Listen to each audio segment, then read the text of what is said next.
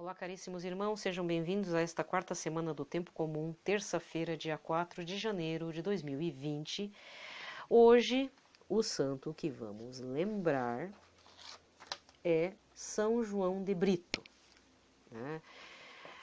Na verdade, nós vamos recordar neste mês de fevereiro Nossa Senhora de Lourdes, dia 11, tá? Na outra semana.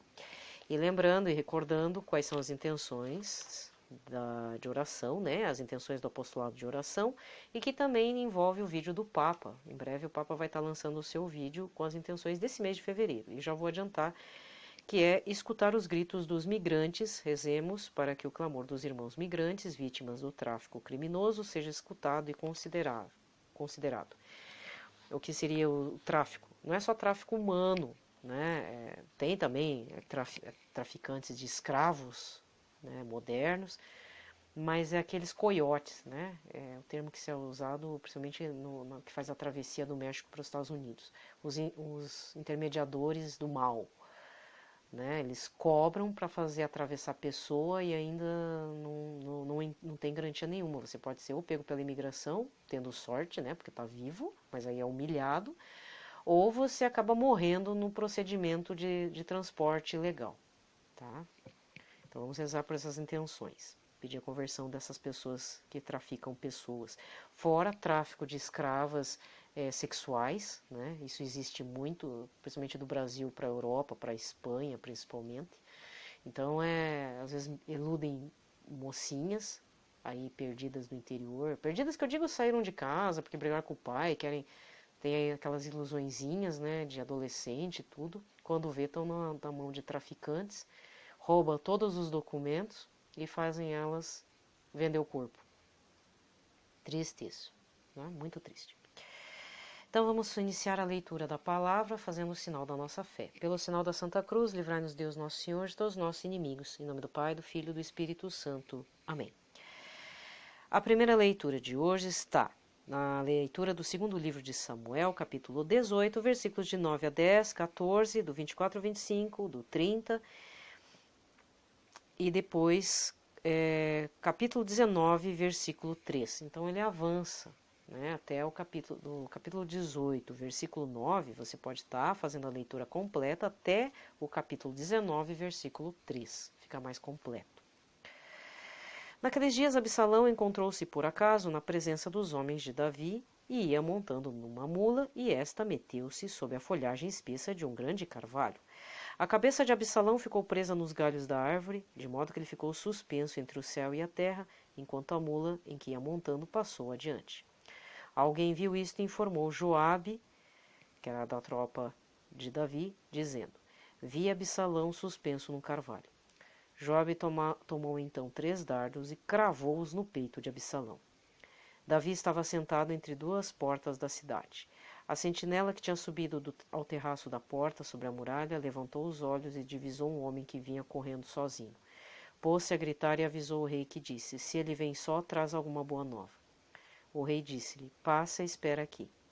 Tendo ele passado e estando no seu lugar, apareceu o etíope e disse: Trago-te, senhor meu rei, a boa nova. O Senhor te fez justiça contra todos os que te tinham revoltado contra ti. O rei perguntou ao etíope: Vai tudo bem para o jovem Absalão? E o etíope disse: Tenham a sorte deste jovem os inimigos do rei, meu senhor, e todos os que se levantam contra ti para te fazer mal.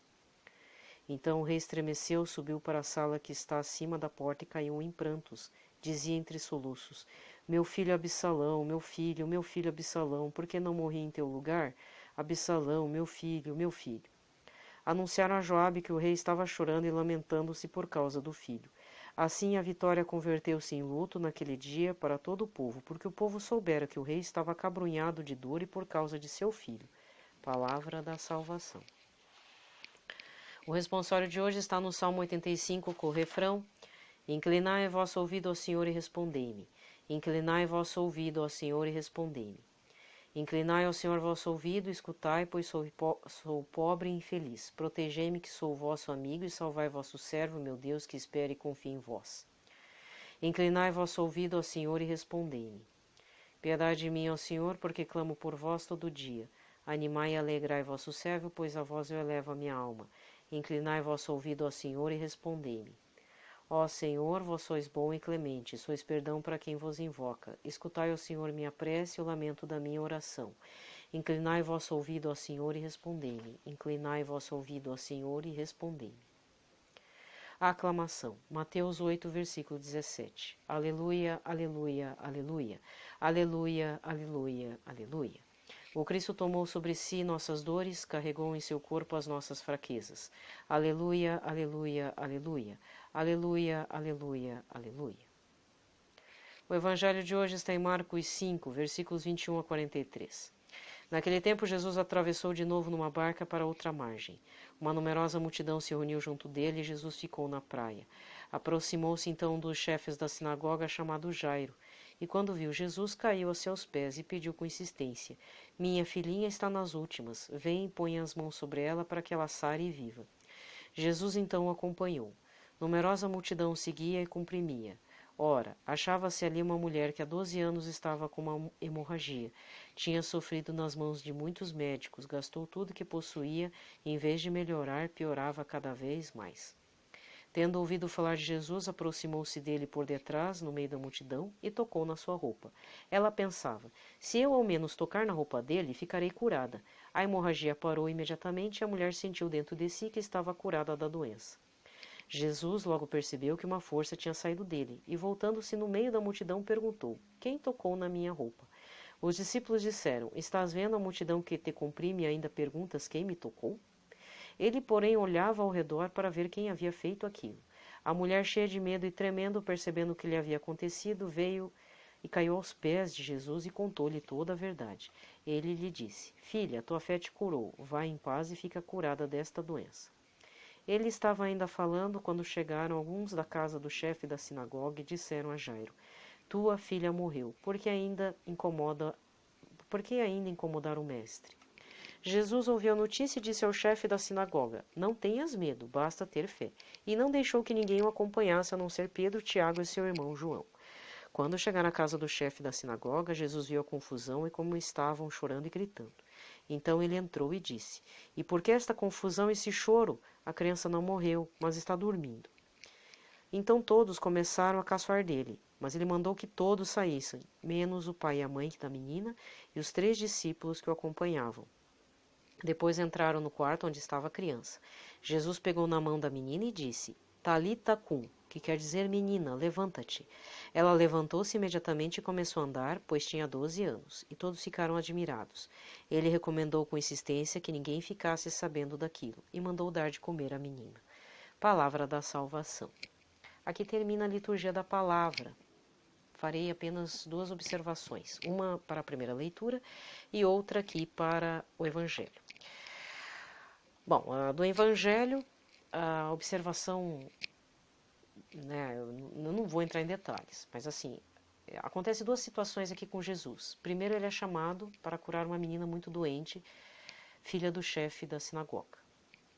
Mas nesse trajeto há uma moça hemorroísa, né, de muito tempo, que faz 12 anos que está sangrando, né, sem parar. Então ela era uma moça impura, uma mulher impura. E achou que, se eu tocar só na bordinha do manto, eu serei curada, porque a fé dela era grande, ela já havia gasto toda a fortuna dela. Em outras passagens, né, de outros evangelhos, conta-se mais detalhes. A questão aqui importante não é ela ter tocado a orla do manto de Jesus. Bom, em parte é porque uma pessoa, a mulher impura, não pode tocar em ninguém, porque senão o outro fica impuro. Mas a questão que me chamou a atenção hoje no Evangelho foi que Jesus viu que alguém, sem se apresentar a ele, diz que uma força saiu de mim. Quem me tocou? Jesus é luz. Jesus não é como o mundo, como as pessoas agem no mundo. Jesus quer que a gente se apresente diretamente, mostrando todas as misérias, todas, as piores possíveis, desde que você apresente de forma contrita. Não adianta ficar contando vantagem, porque Deus olha o coração da gente. Senão a gente vai ficar naquela situação da parábola do do rico, que está lá todo empertigado, lá falando, olha como eu faço as oferendas, como eu faço o dízimo, eu não sou que nem esse aqui que está aqui, ó, cobrador de imposto, eu sou um homem de bem, eu sou um homem que faz tudo certinho. E aí tem o outro, que é o cobrador de impostos, que está no fundo do templo, batendo no peito e dizendo, perdoa-me, Senhor, porque sou pecador. E a quem Deus vai ouvir oração? A quem Deus Pai, Deus Filho, Deus Espírito Santo vai ouvir oração? Do que está arrependido. E não do que está, sabe, cheio das opulências lá, se mitidando até para Deus. Imagine, está querendo se mostrar até para Deus. Não tem vergonha na cara. Também não é isso que Jesus quer da gente. Ele quer que a gente seja como o pecador público. Senhor, eu sou pecador. Só que nesse caso, ele precisava saber quem tinha tocado. Porque Deus precisa ver quem é a pessoa e qual é o problema. Deus se interessa por nós, pelos nossos problemas, nossas misérias. Tanto é que ela caiu de joelhos depois e se apresentou. Fui eu que toquei, Senhor, me perdoe. Eu falei assim, não. Jesus só quer saber quem foi que tocou. Para Jesus, nada pode ser feito às escondidas. Mesmo que seja dentro do seu quarto. Lógico, não precisa gritar todos plenos pulmões teus pecados, não é isso. Mas é necessário, numa primeira instância, fazer a apresentação ao Senhor de você, de sua casa, de seus problemas, de suas misérias, de seus pecados. Jesus quer clareza, clareza de coração. Pronto. Segundo ponto, que é referente à primeira leitura. É uma questão já no plano mais material da coisa. Então, por isso que eu falei, como está meio picado essa leitura de Davi, aqui já estamos chegando no finalmente da vida de Davi. Né?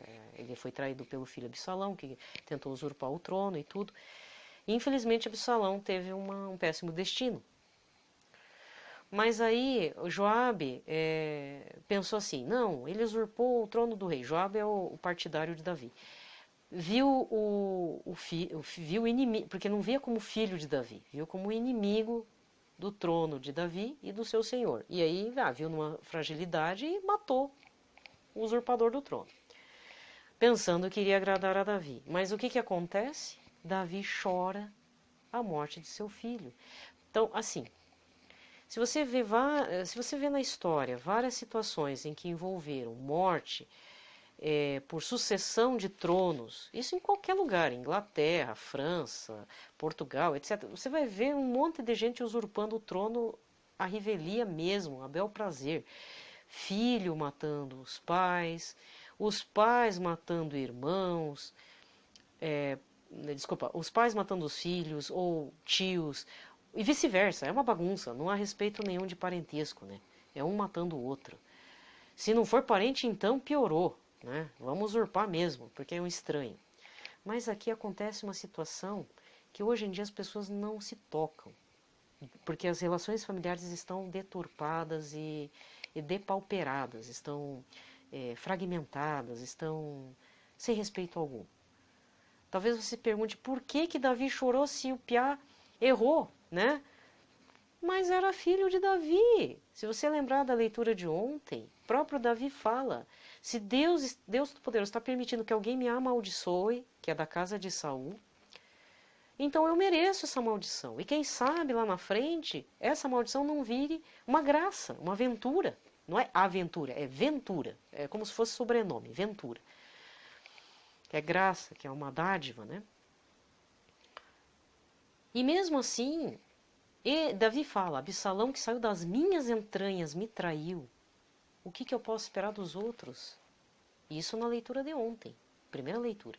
Na leitura de hoje, Davi chora amargamente a filha de Absalão. Olha só, para ele, ser rei é uma graça de Deus, era a vontade de Deus. Mas os filhos, esse laço de amor, porque querendo ou não, o rei Davi era um pai que tinha amor pelos seus filhos. Ele não queria esse destino para Absalão. Não queria.